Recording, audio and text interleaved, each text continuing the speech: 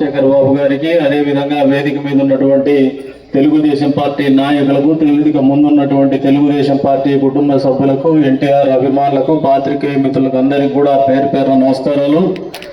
నందమూరి తారక రామారావు అంటేనే ఒక సంచలనం.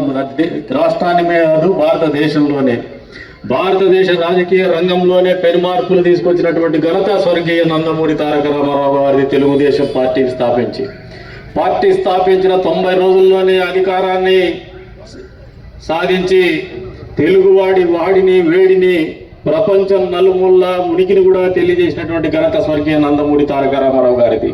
అక్కడి నుంచి మొదలుపెట్టినటువంటి ఆ ప్రస్థానం మొదటి అడుగులోనే యువతకు, మొదటి అడుగులోనే మహిళలకు, ఏమాత్రం కూడా రాజకీయ నేపథ్యం లేనటువంటి కుటుంబాలకు, వెనుకబడిన వర్గాల వారికి, పేదలకు, చదువుకున్నటువంటి యువతకు అందజేసినటువంటి ఘనత స్వర్గీయ నందమూరి తారక రామారావు గారి తెలుగుదేశం పార్టీ ఆవిర్భావంతోనే మొదలైందని చెప్పేసి సగర్వంగా తెలియజేస్తున్నాం. ఈ కార్యక్రమం అనేది భారతదేశ రాజకీయాల్లో తొలిసారిగా నాంది పలికిండేది స్వర్గీయ నందమూరి తారక రామారావు గారే. అందుకని ఆయన చిరంజీవిగా మిగిలిపోయినటువంటి పరిస్థితులు మనం అందరూ కూడా గమనించుకోవాలి. ఈ రోజున వర్ధంతి కార్యక్రమం నిర్వహిస్తున్నా ఆయన అందరి హృదయాల్లో కూడా చెరగని ముద్ర వేసుకున్నటువంటి మహానాయకుడు అని చెప్పేసి కూడా ఈ సందర్భంగా తెలియజేస్తున్నాం. మహిళలకు ఆస్తిలో సమాన హక్కు కావచ్చు, అధికార వికేంద్రీకరణ, మండలాల వ్యవస్థ కావచ్చు, అంతే స్థాయిలో పరిపాలనలో అప్పట్లో వేలుగునికిపోయినటువంటి పటేల్ పట్వారీ వ్యవస్థని సమూలంగా నిర్మూలించినటువంటి ఘనత కావచ్చు, తద్వారా ఫ్యూడలిస్టులు ఎవరైతే ఉన్నారో భూస్వామ్య వ్యవస్థకు తుదిపలుకులు పలికినటువంటి ఘనత కూడా స్వర్గీయ నందమూరి తారక రామారావు గారికి దక్కుతుంది. కొన్ని కుటుంబాలకే పరిమితమైనటువంటి రాజ్యాధికారాన్ని కావచ్చు, రాజకీయ అధికారాన్ని కావచ్చు, సామాన్యులకు నాలాంటి వాళ్ళు కూడా ఈసారి ఈ రోజుల్లో ఎమ్మెల్యేలు కాగలుగుతున్నామంటే అది స్వర్గీయ నందమూరి తారక రామారావు గారి మానస పుత్రిక, ఆయన ఆలోచనలో పుట్టినటువంటి రాజకీయ విధానం అని చెప్పేసి కూడా ఈ సందర్భంగా తెలియజేస్తున్నాం. ఈ రోజున ప్రాంతీయ పార్టీలు కానీ, జాతీయ పార్టీలు కానీ సోషల్ ఇంజనీరింగ్ అని మాట్లాడుతున్నాయి. ఈ సోషల్ ఇంజనీరింగ్కి ఆద్యులు ఎవరున్నారంటే భారతదేశ రాజకీయాల్లో నందమూరి తారక రామారావు గారు పెట్టినటువంటి సోషల్ ఇంజనీరింగే వెనుకబడిన కులాలకు, ఎస్సీలకు, ఎస్టీలకు, మహిళలకు, మైనార్టీ వర్గాలకు అందజేసినటువంటి రాజకీయ అధికారం ఈ రోజున సోషల్ గా ఈ జాతిలో నిలిచిపోతున్నాడని చెప్పేసి కూడా ఈ సందర్భంగా తెలియజేస్తూ ఉన్నారు. అంతేకాకుండా పేదలకు ఇల్లు ఇచ్చే కార్యక్రమం కావచ్చు, పెన్షన్లు ఇచ్చేటువంటి కార్యక్రమం కావచ్చు, డ్వాక్రా సంఘాలు కావచ్చు, వీటన్నిటికీ ఆద్యుడు ఆయన. అంతేకాకుండా తెలుగు గంగ పేరు మీద మద్రాసుకు నీళ్లు ఇవ్వాలనే ఆలోచనతోనే ఆంధ్రనీవా సుజల స్రవంతి రూపకల్పన చేస్తే అది ఈ ప్రాంతంలో తాగునీరు, సాగునీరు కష్టాలు తీర్చే విధంగా పూర్తి చేసినటువంటి ఘనత నారా చంద్రబాబు నాయుడు గారికి దక్కుతుంది. మొదలుపెట్టినటువంటి మానస పుత్రిక ఎవరిదంటే స్వర్గీయ నందమూరి తారక రామారావు గారు అని చెప్పేసి కూడా ఈ సందర్భంగా తెలియజేస్తూ ఉన్నాను.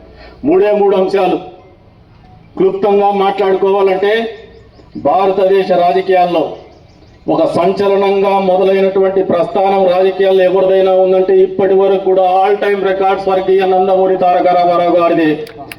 అధికారం పార్టీ పెట్ట 90 రోజుల్లో అధికారానికి దగ్గర కావడం, అధికారంలోకి రాగానే మండలాల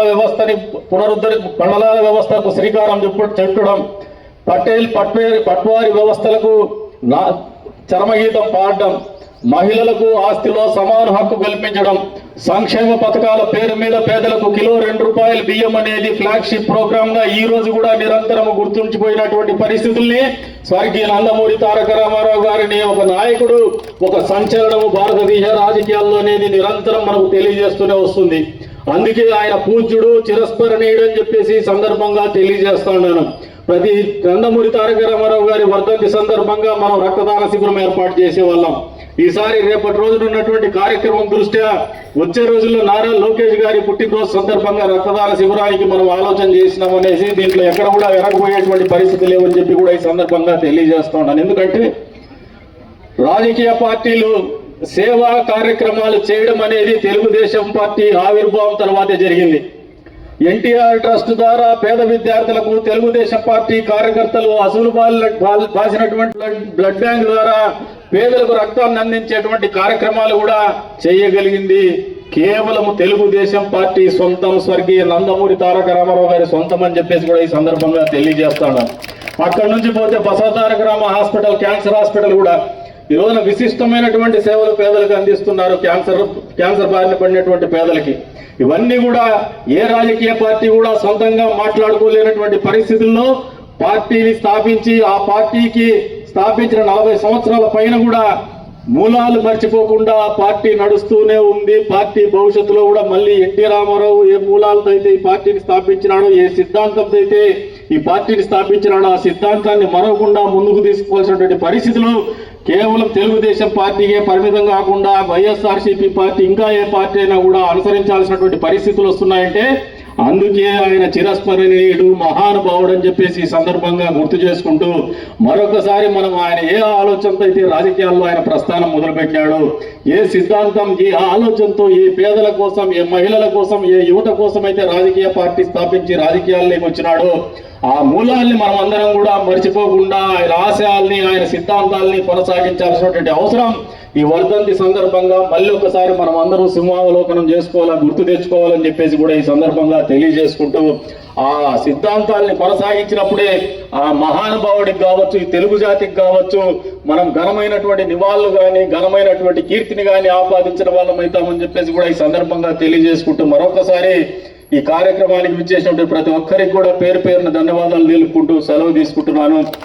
NTR NTR NTR Telugu Desam party Telugu Desam party Telugu Desam party Nara Chandrababu Naidu గారి నాయకత్వం నారా చంద్రబాబు నాయుడు గారి నాయకత్వం. జై కనికుంట పరిం బాలక గారిని మాట్లాడాల్సిందిగా కోరుతున్నాం.